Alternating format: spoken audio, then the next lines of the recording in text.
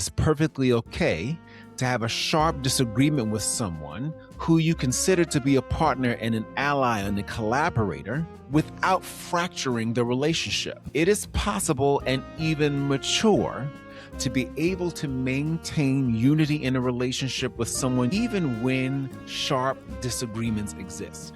You can have clarity. You as an individual can have clarity through discernment and wisdom to make one decision and hold one stance, even about an individual, while someone else has clarity and discernment and wisdom about their decision and stance about that same individual or situation without allowing it to rupture or destroy a long-standing relationship. Sometimes growth and effectiveness require different assignments, different environments, different people walking alongside us for different seasons. Well, welcome back, everybody, to the Take Care and Live podcast. I'm your host, Dr. Stephen, and as a leadership coach, educator, I love to equip people with the resources they need to help them to live, lead, and thrive in all the areas of their life. Thanks for joining me for this ride on the Take Care and Live podcast. If you haven't already, I invite you to like and subscribe to the Take Care and Live podcast because it allows our content to get around to others just like it's gotten to you. You know, we live in very interesting times. We love to be critical of people, but we don't like criticism.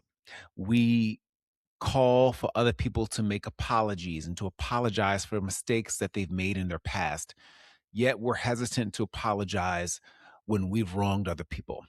And we tend to allow the mistakes of other people to determine how we perceive their sense of worth today and even their potential value and contribution that they can make in the present and in the future. Now, I'm all for accountability. I'm all for not just pushing things under the rug. I think it's important for people to certainly be held accountable for their actions, especially when they've done wrong or have been doing things that have compromised the safety and well-being of others. Okay, I don't excuse that at all.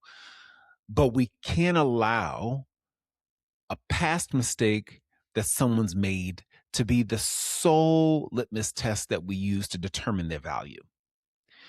When you invest in people and when you've made a commitment to invest in someone in particular, there will always be things you see about them that other people don't see. And you have to be willing to keep your eyes on that perceived value or perception that you have about them.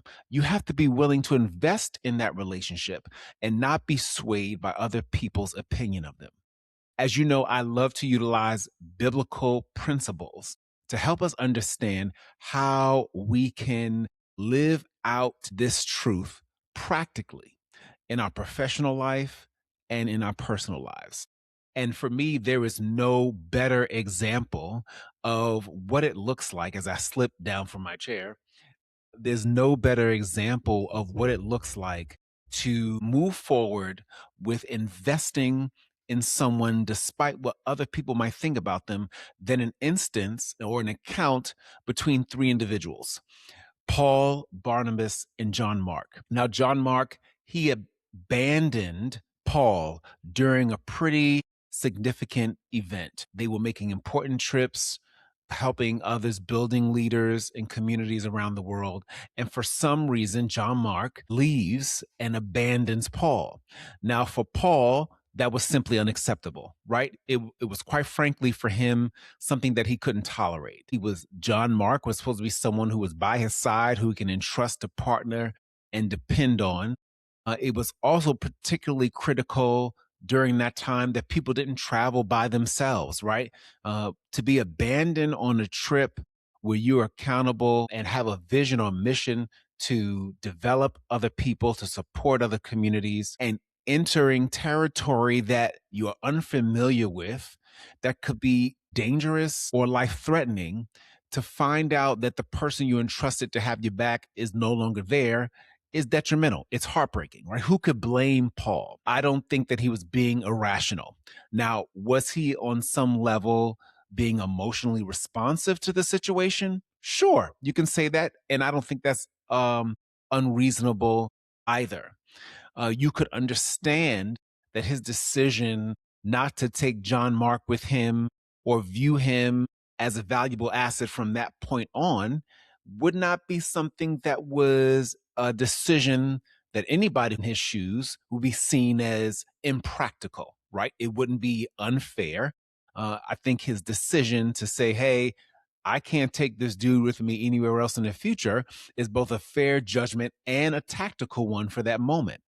However, it's also important to know that Paul's sentiment about the guy didn't need to be embraced by everybody, right? That was his opinion. That was his lived experience. But just because that was Paul's lived experience with John Mark didn't mean that it needed to be embraced by everyone else. And that's part of the cultural challenge we face today.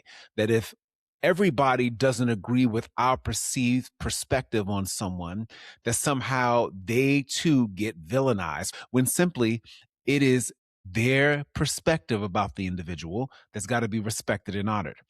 However, there's some things I want to surface for us as we talk about and think about how are we navigating disagreement? How are we navigating disagreement within our relationships? Because Barnabas, unlike Paul, had a different perspective on John Mark. You see, Barnabas and Paul were also partners, and they collaborated on missions together, serving other people, building leaders, serving other people around the globe. And Barnabas, he saw the potential in John Mark. Despite John Mark's abandoning of Paul, Barnabas had a sense that John Mark had more to offer. He thought he could risk investing in the possible character and commitment flaw that Paul was not willing to work with at that time.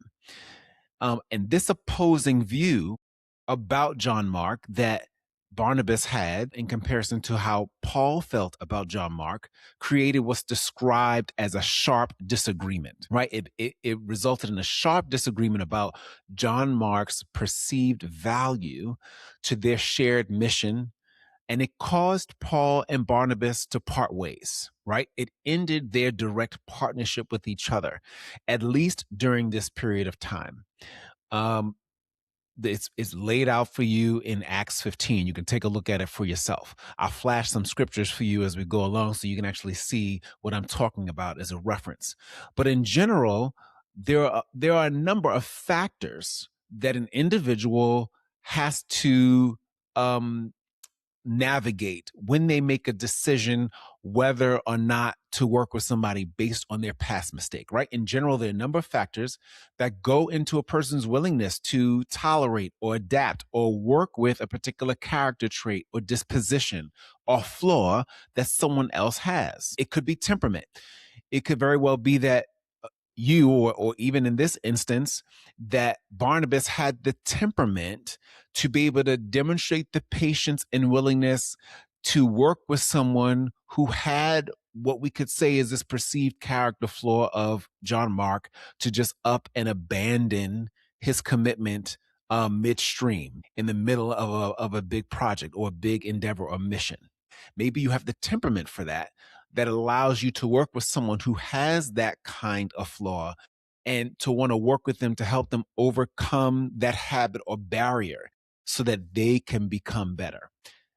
There's also, it might be a high stakes situation. The stakes of a situation might cause you to be more or less willing to tolerate someone's lack of commitment. It could be that this particular moment in time, this sense of urgency that might be present may cause you to sharply be intolerant of taking risks with an individual whose past mistakes, if repeated again, could create an even more dangerous or potentially hazardous outcome in the future. you don't want to take that risk. So it could be your temperament that makes you say, yes, I'm going to take this person on, or no, I'm not. It could also be the stakes in the situation, that the stakes for you could just be too high. Whereas for someone else, those high stakes aren't as a threat for them because of what they're willing to invest in that individual and have the capacity to invest in that individual despite the past experience or their past history. Or their history, I'll say. It could also be situational awareness. It could be that you have an understanding of the environment and how individuals within that environment can be impacted if you continued to or took the risk to partner with that person or to allow them to continue with you. And that very same situational awareness could also make you more apt or willing to take them on, right? Your situational awareness of something or someone could cause you to lean in and invest in them, or lean out, back off from them because they are, again, perceived as too high of a risk. So you'll have to navigate those factors as an individual when it comes to making a decision as to whether or not you're willing to continue with someone and then make an investment in them, despite what other people think of them, or not. Paul eventually went in a different direction, and he found someone else with whom he could partner to achieve his objective. He ended up going with a guy named Silas, and then later Timothy, who he mentored. Barnabas, he followed through on his willingness to invest in John Mark. And so he took John Mark with him on his future assignments and brought him along to partner with him despite his past failure of leaving Paul behind, or leaving Paul at a critical moment when he was needed. Now, this idea of Paul and Barnabas, as the passage describes them, of having a sharp disagreement stands out. It stands out because you should know that it's perfectly okay to have a sharp disagreement with someone who you partnered with, who you consider to be a partner and an ally and a collaborator, without fracturing the relationship. Because as Paul and Barnabas moved on, they were able to maintain a relationship, although they could not maintain the partnership and collaboration as what was in that moment in time. In my mind, I could imagine that in that sharp disagreement, there were some choice words expressed, that there were possibly some insults exchanged, some banter. Maybe there was a clear, I'm just not having it. I can't have this guy with me, that Paul expressed, where Barnabas, maybe was trying to talk him off a cliff and get him to consider otherwise. In any event, the beauty about this relationship that we find is that they did not allow that disagreement to terminate the relationship. They also didn't allow this disagreement to throw them off course from the assignment. So first of all, they immediately focused on the assignment, found another partner to go with him. Paul found someone else to go with him. Barnabas settled in with keeping John Mark with him, and they continued on in their respective assignments.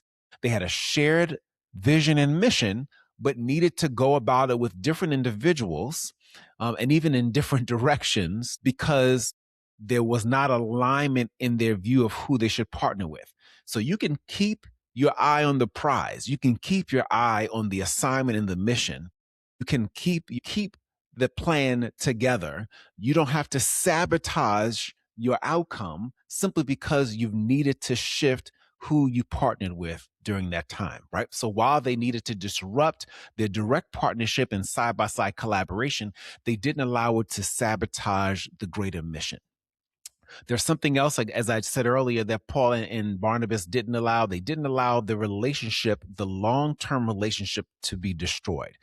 We know this because later, Paul describes in another passage how John Mark became an effective partner, right? In 2 Timothy 4:11, he points that out. So we see that Barnabas's decision to keep John Mark with him actually resulted in the further development of John Mark that made him regarded as an asset that someone else could depend on. It made him, John Mark, be regarded by Paul as someone who could be depended on. So it's critically important that you are able to keep your unique perspective about someone, despite what others might think of them, to keep your unique perspective about them, the possibility of their value to a particular cause or moment in time, your perceived view that they could be an asset despite of what their past failures were. It's critically important that you keep that in mind because it will impact the degree to which you invest in them. It is possible and even mature to be able to maintain unity in a relationship with someone you were once a partner with or partnering with now, even when sharp disagreements exist. You want to be careful not to allow a single disagreement to be the cause of fracturing or destroying a relationship. You can have clarity. You, as an individual, can have clarity through discernment and wisdom to make one decision and hold one stance, even about an individual, while someone else has clarity and discernment and wisdom about their decision and stance about that same individual or situation without allowing it to rupture or destroy a long standing relationship that you've shared with that individual that you partnered with. So Paul and Barnabas allowed themselves to exercise maturity in their relationship over time. Doesn't mean at the moment they did, just because they didn't see eye to eye. And I'm sure, when you have a conflict with someone, and I've experienced this, when you've had a heated debate or disagreeing with someone, you're in your feelings, you are in your position, you're holding grounds on your stance. That's important because it's a communication of what you value. It's an articulation and a demonstration of what you see as important. And you are a human being with feelings and emotions, and it's important that those be expressed and valued and heard. Um, they're going to be a guiding force for you, or they're going to weigh heavy and probably initially affect how you perceive that partner that you have. But it's important that you allow yourself to get past that and recognize that, hey, this one agreement is not big enough to fracture something that we've built over time, right?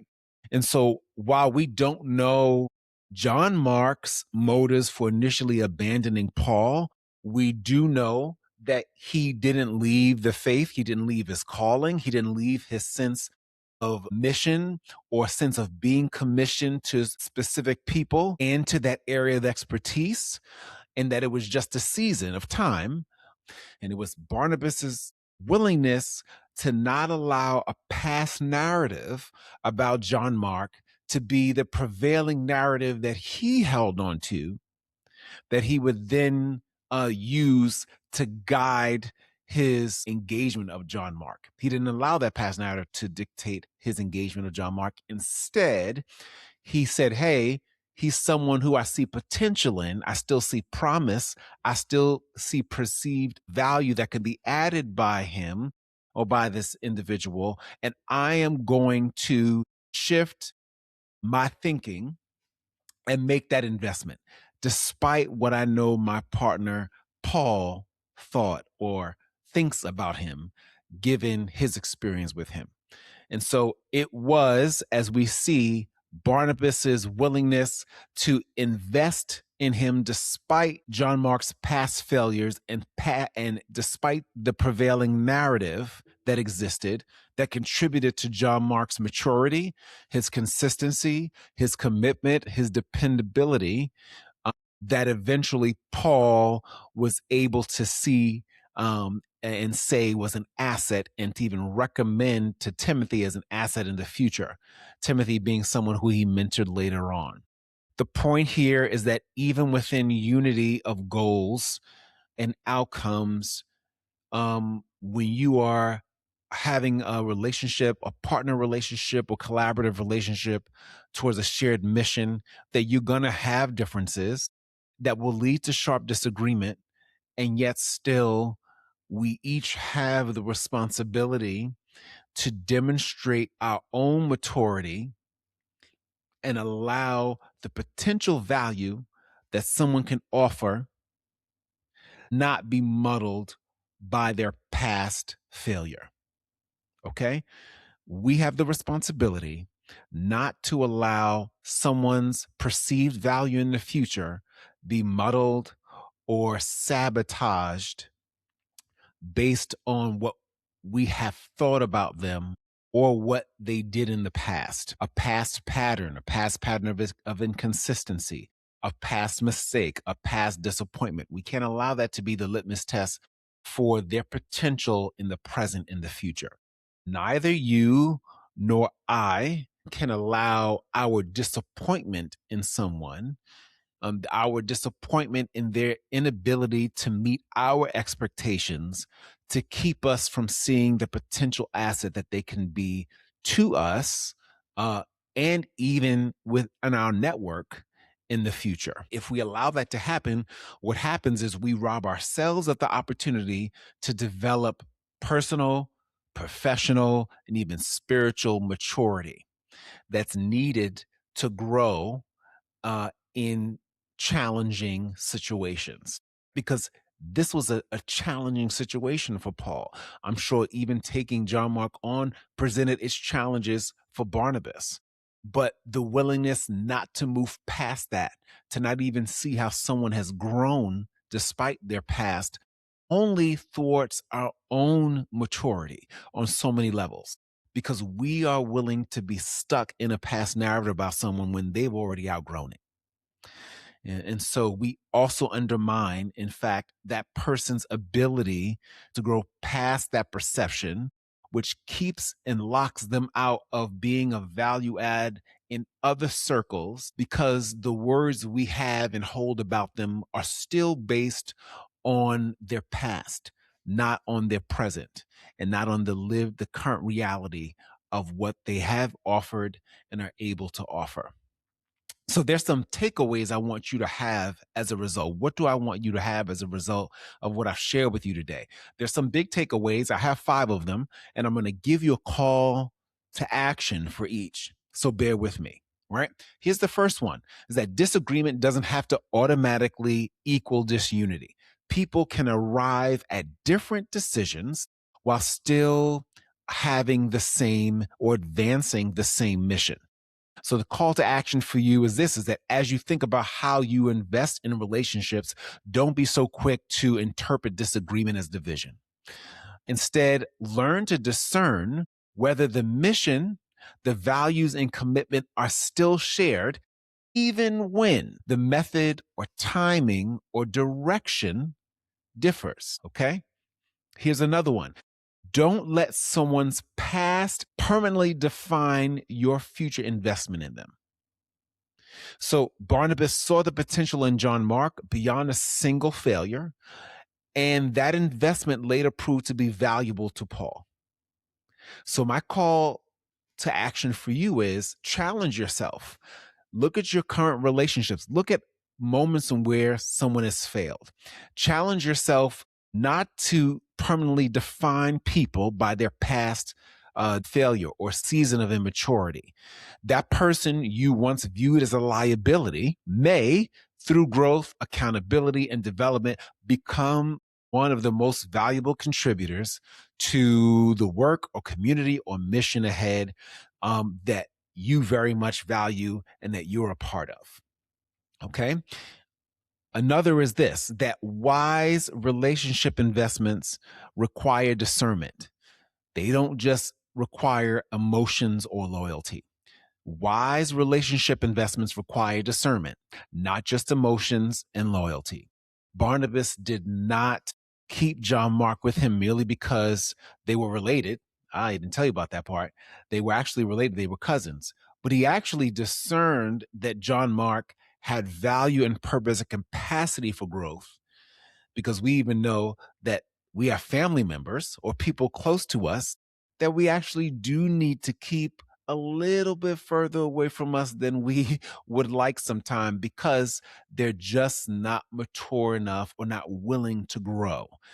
John Mark, obviously, as Barnabas saw, had the bones, for lack of a better word. He had a framework that Barnabas had the capacity or willingness to invest in. And so he discerned that John Mark had value and purpose and capacity for growth that was a worthy investment of his time. So here's the call to action with this one, and that is to be intentional about building relationships through discernment, not merely your emotions, familiarity, or history or loyalty. Uh, Definitely ask God for wisdom to recognize both where someone currently is and what they have the capacity to become. That's a differentiating factor between your willingness to say yes to someone that other people throw away when other people want to keep 10 feet between them and that individual. Your willingness to ask God for wisdom and to recognize both where they currently are and what they can become, if given the right support and that right support through you, is critically important and can make all the difference. It did for John Mark. Relationships, here's another, relationships and partnerships sometimes change form, right? So frequency, focus, territory, and terrain. And they can change without ending a common shared commitment and purpose. So Paul and Barnabas, they separated in strategy, yet they both continued their common mission to develop people, to mentor leaders, to advance the gospel, right? And just it just required for them a change in partners, a change in paths. Barnabas with John Mark, Paul with Silas, and then later Timothy. So here's your call of action as you think about your own life and your engagement in relationships and partnerships, that recognize that some relationships will require transition rather than termination. Some relationships will require transition rather than termination. A change in relationship, a change in partnership, a change in proximity, a change in frequency, a change in focus, a change in territory does not always mean that a shared purpose has ended.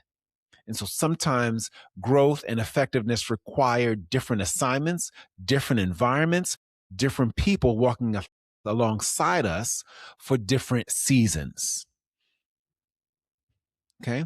And then I got one more for you, and that is that if we refuse to revisit our assumptions about people after they fail, we will miss out both on their future contributions and our own growth, especially growth in our approach to how we assess someone's value and liability to a community or to a cause. And so the ability to discern how and in what areas someone has grown beyond our past knowledge of them, both their wins and their losses, should never be taken for granted.